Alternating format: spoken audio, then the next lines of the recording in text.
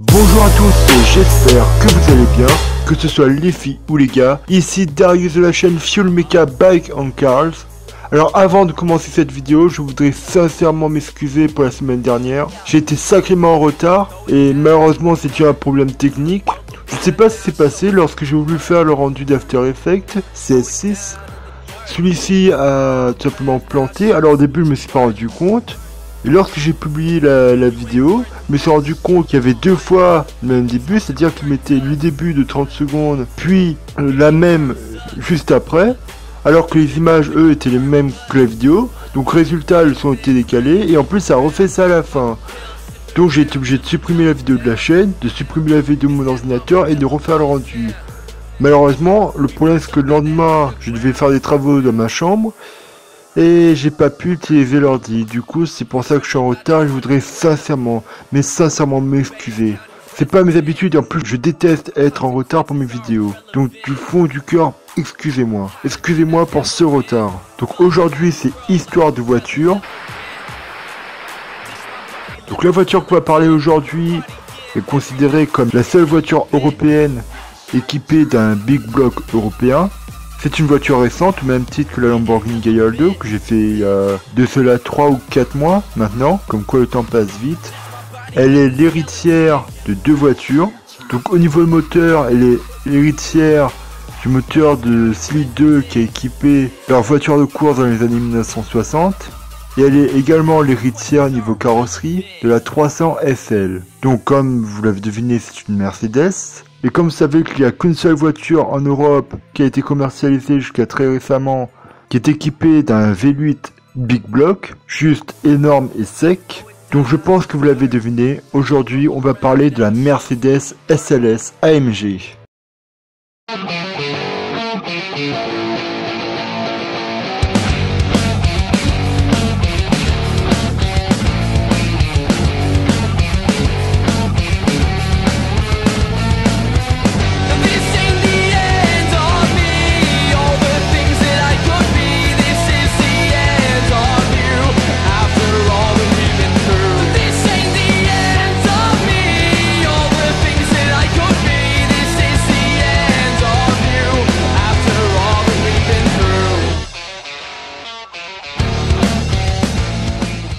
Histoire.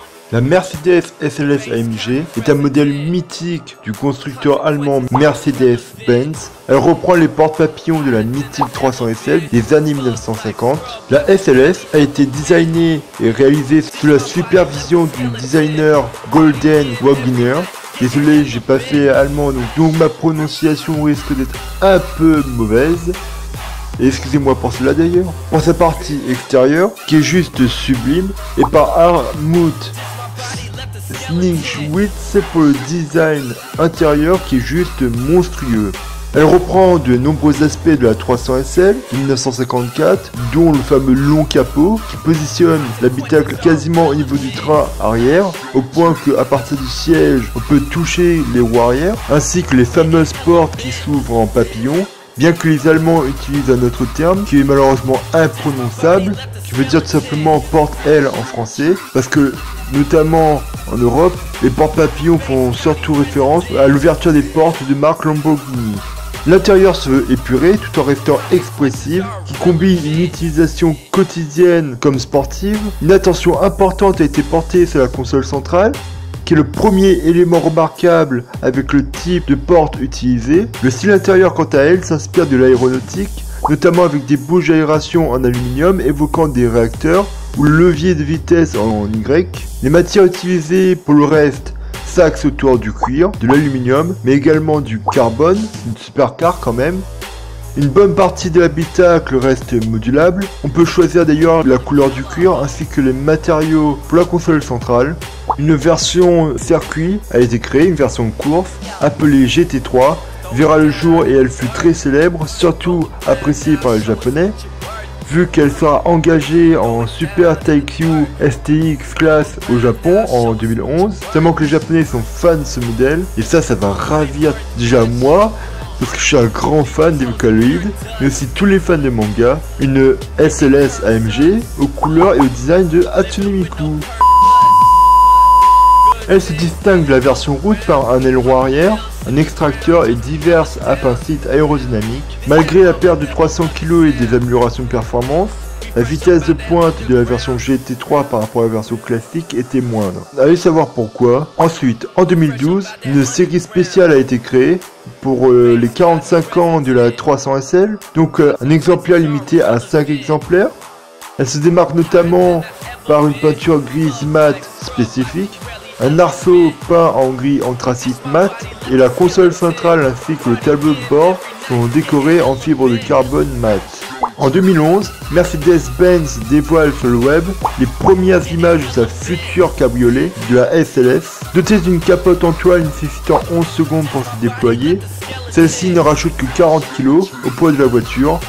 Ce mécanisme permet aussi à la voiture de rouler à une vitesse de 50 km/h pendant que l'on abaisse la capote.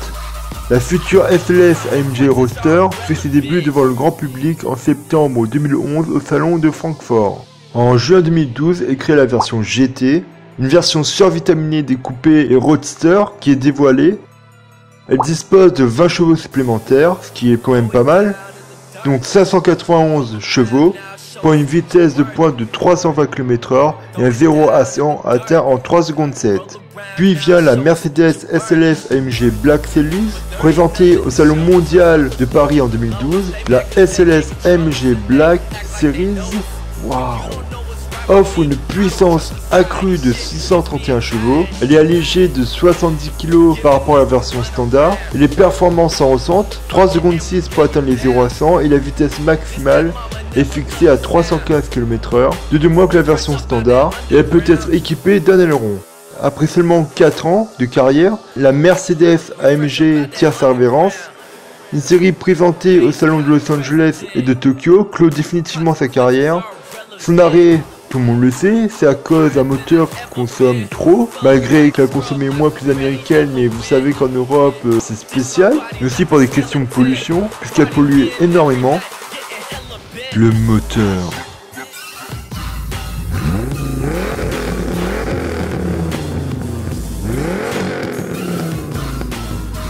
Donc ce modèle, conçu par AMG à la base, qui est tout simplement la déclinaison sportive de Mercedes, reprend le moteur V8 litre 2 atmosphérique, le fameux M156, développé par le préparateur et installé dans de nombreuses voitures telles que la classe C, E, CL, S, SL, CLF, ML, CLK 63 MG. Alors de base, elle développait 571 chevaux à 6800 tours minute et un couple monstrueux de 550 Nm à 4750 tours minute. Sachant que l'avantage moteur du gros cylindré, c'est que 80% de leur couple était disponible dès le bas régime. Les performances annoncées sont un 0 à 100 effectué en 3 secondes 8 et une vitesse maximale bridée électroniquement de 317 km/h. La répartition des masses est de 47-53. 47% du poids était à l'avant et 53% à l'arrière. On peut dire qu'elle avait le cul bien lourd. Donc le fameux Cili 2 a été basé sur les voitures de course de Mercedes dans les années 1960. Et malgré son poids qui tournait aux alentours de 200 à 250 kg, soit le poids d'un V12 signé Lamborghini, malheureusement c'est la fin de la vidéo. Si vous voulez en savoir plus sur le monde de la mécanique auto et moto, et si vous voulez devenir un boss, abonnez-vous à ma chaîne. Et si la vidéo vous a plu, n'hésitez pas à liker, à commenter et à partager, ça me ferait extrêmement plaisir. Et tout ça au nom de la méca et de sa sauvegarde. Sur ce, à plus pour de prochaines vidéos.